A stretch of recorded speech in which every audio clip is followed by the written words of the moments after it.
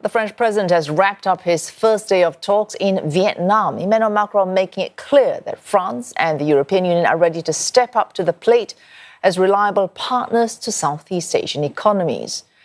14 deals were signed, spanning nuclear energy, railways, satellites and vaccines. An Airbus pact was also agreed upon, with budget airline Vietjet agreeing to purchase 20 aircraft. The two sides also discussing freedom of navigation in the disputed South China Sea. L'ordre international. Celui-ci, dans un moment à la fois de grand déséquilibre, mais des retours de discours de puissance ou d'intimidation, impose que nous agissions ensemble pour préserver un ordre fondé sur le droit, condition sine qua non à toute prospérité. Mr. Macron due to make stops in Indonesia and Singapore, where he will deliver the opening speech at the Shangri-La Dialogue. That's Asia's largest forum on security and defence. And we're joined by Ross Cullen live in Paris for us. Ross, President Macron in Vietnam there, very clearly positioning himself, both France as well as the larger region, the European Union, as a third way between sides taken possibly with Washington and Beijing. Given that this will be a long drawn-out process with just one day's talks, did Mr. Macron make any progress in that direction?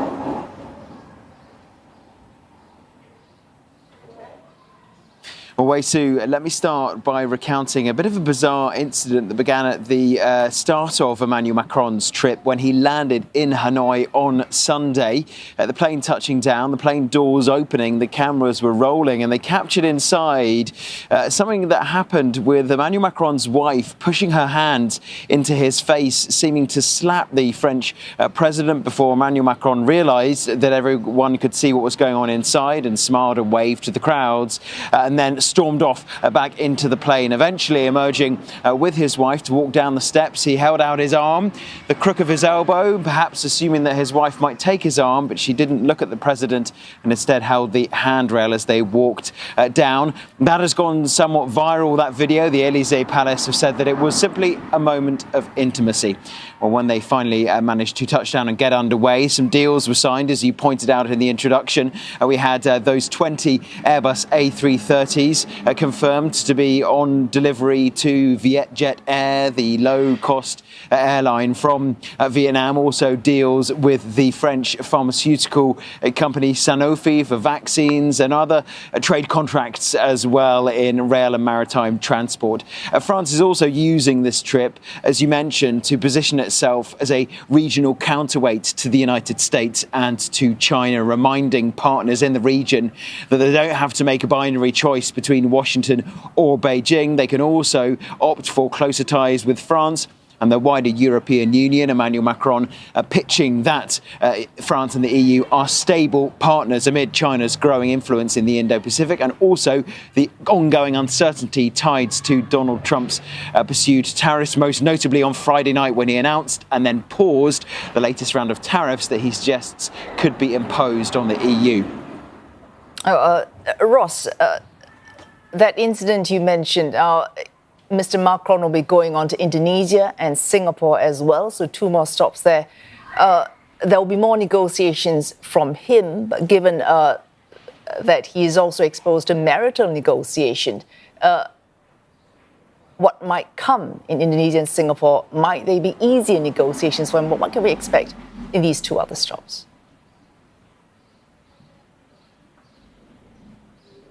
Well, I think we can expect a more carefully stage-managed arrival on the tarmac in Jakarta and on the tarmac in Singapore as well after what happened in Hanoi. But certainly Emmanuel Macron will be using this first trip to Indonesia since 2022 to remind the president and the government that France is a stable investment partner in Indonesia. And they'll also be looking at the cultural ties. Both men will be making a speech on the second day of his trip to Indonesia to speak about those links between Jakarta and Paris on a cultural level. So it's not just politics and not just trade that is the focus for this trip. also defence and security. And I mentioned that one of his final engagements on this tour of 3 Southeast Asian nations is indeed an attendance at and a speech at the Shangri-La dialogue.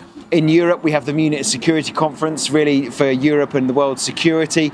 Davos for Europe and the world's finance, and the Paris Peace Forum for Europe and the world's governance. But Shangri-La, that dialogue, is the biggest forum when it comes to Asian security. France, with an enormous exclusive economic zone in the Pacific Ocean and territories across the Indian and Pacific Oceans, will be reminding the whole region that it considers itself an Indo-Pacific power, particularly when it comes to projecting its naval power abroad.